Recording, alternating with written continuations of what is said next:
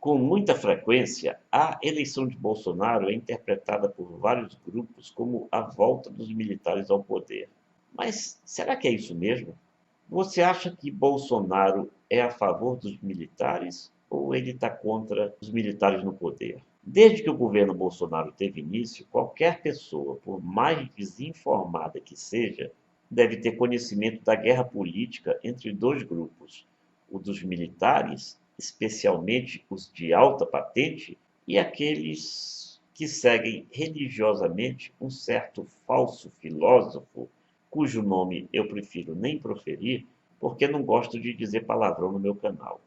E do lado de quem Bolsonaro deixa evidente que se posiciona, quem ele mais ouve e a quem mais obedece. Numa recente entrevista ao programa Roda Viva, o todo-poderoso ministro dos governos militares, Delfim Neto, e eu faço cobertura jornalística desde aquela época, portanto, não me venham os desmiolados de sempre quererem me dizer o que foi o regime militar. Delfim Neto, prosseguindo, demonstrou certo otimismo com o atual governo, mas fez vários reparos com relação a algumas bobagens que vêm sendo protagonizadas por Bolsonaro e por aqueles que seriam seus seguidores mais fiéis e por aquele a quem ele estaria mais seguindo e aparentemente obedecendo. Entre as inúmeras discussões classificadas como bobagens por Delfim Neto, com toda razão, está essa de dizer que o nazismo é de esquerda, o que nem vale a pena discutir diante da estupidez dos que cometem essa imbecilidade histórica e conceitual. Mas existe outra estupidez citada por Delfim, em que ele também está coberto de razão. Embora tenha servido com lealdade aos presidentes ditatoriais, Delfim admite que é uma grande bobagem dizer que o regime de 64 não foi golpe. É lógico que foi golpe, diz o mais poderoso ministro da ditadura, que por sua vez elogia os atuais militares como pessoas altamente capacitadas a opinar sobre a realidade brasileira e, assim, amplamente capacitadas a ajudar o governo. Mas será que é essa a visão de Bolsonaro? Ou será que ele prefere seguir o falso filósofo amalucado que prega a ditadura de extrema-direita todas as vezes em que abre a boca para falar um monte de bobagens? Quem vai dar essa resposta não sou eu, são os fatos.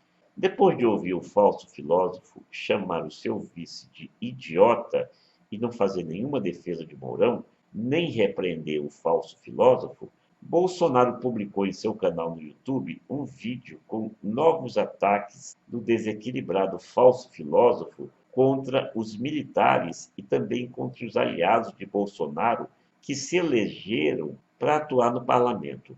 Ou seja, a clara intenção do embuste de perfil nitidamente totalitário é a de um golpista que, embora diga que o nazismo era de esquerda, deixa evidente em sua doentia pregação sua intenção de instalar no país uma ditadura de modelo hitleriano, destruindo tudo o que seja contrário aos seus delírios decrépitos. Mas, como a gente já disse, vamos aos fatos. Os militares defendem um Ministério da Educação com perfil técnico e baseado nos estudos e conclusões da comunidade científica.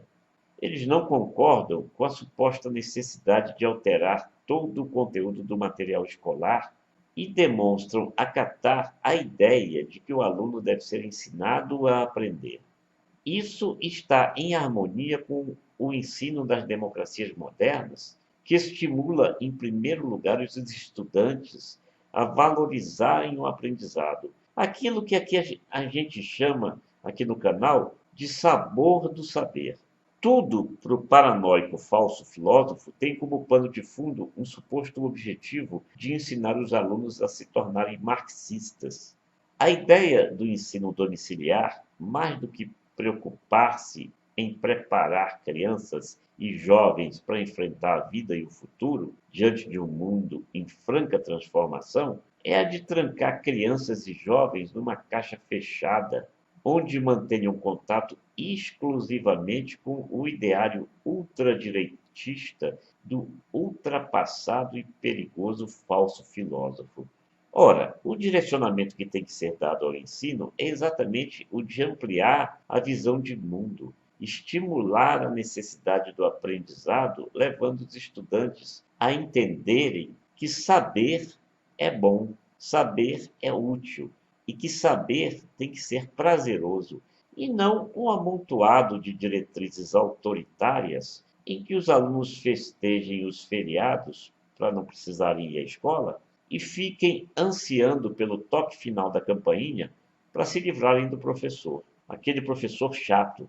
Outra divergência entre os militares a esse sujeito, que alguns acreditam que ele possa ser mentor de alguém que tenha ao menos um pouco de cérebro, é a visão de neutralidade e pragmatismo nas relações internacionais, defendida pelos militares para manter com todos os países uma convivência harmoniosa que traga ganhos econômicos para o Brasil com suas exportações. Já os que defendem o alinhamento automático com os Estados Unidos demonstram não perceber a burrice que essa falta de pragmatismo nas relações internacionais representa. Mesmo que se enfrentem no ideário ideológico e político, China e Estados Unidos mantêm relações comerciais. Que o Brasil busque aproximação com os americanos é até aceitável, mas isso é literalmente diferente de alinhamento automático que carregue o mau cheiro da subserviência e do isolamento do resto do mundo, pelo menos de grande parte do mundo.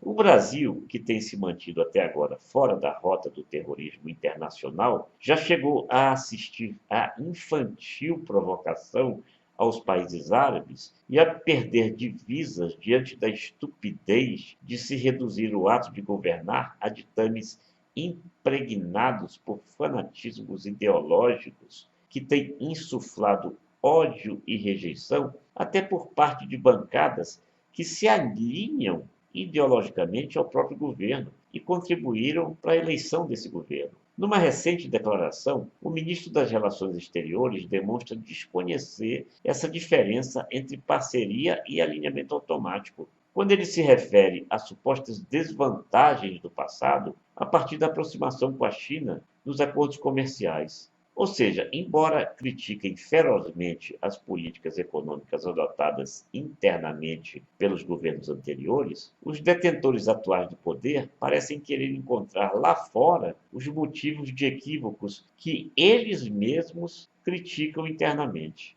A China passou a ser culpada de tudo. Voltando à entrevista de Delfim Neto, embora o todo-poderoso ministro dos regimes militares considere fundamental a reforma da Previdência, ele deixa clara sua visão de que destoa do domínio do sistema financeiro que levou à maior crise do mundo, que foi a crise de 1929, segundo sua análise referente aos inúmeros erros cometidos pelo capitalismo, com base inclusive nos diagnósticos do próprio Congresso norte-americano depois da crise de 1929. Diz Delfim, aspas, os banqueiros cometeram todos os crimes do mundo. E a visão de que o mercado é perfeito, prossegue ele, de que o mercado produz por si só equilíbrio e justiça na distribuição de renda e que cuida dos mais pobres, é equivocada e começou a desmontar novamente a economia a partir de 1982.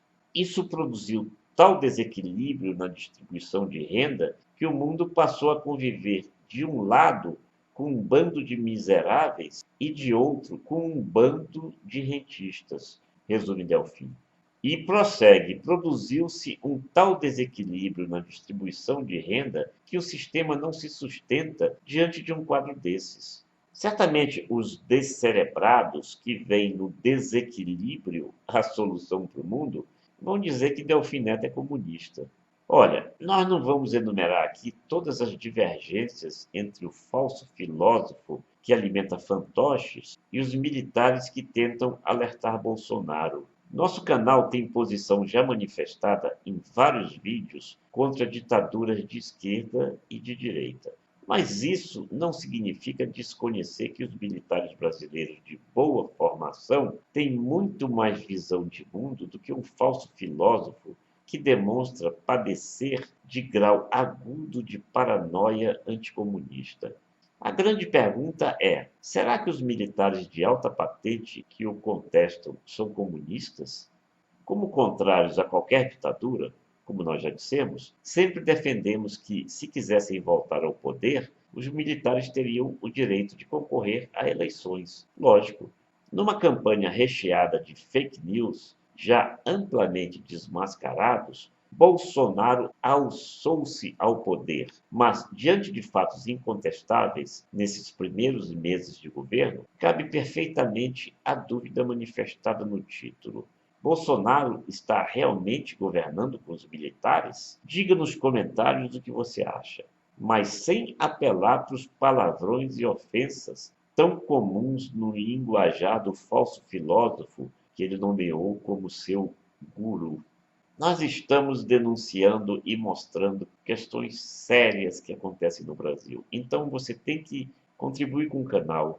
Se não se inscreveu, se inscreva, compartilhe os nossos vídeos e deixe sempre o seu comentário. É muito importante para criar uma corrente de resistência a tudo o que está acontecendo de equivocado na vida nacional.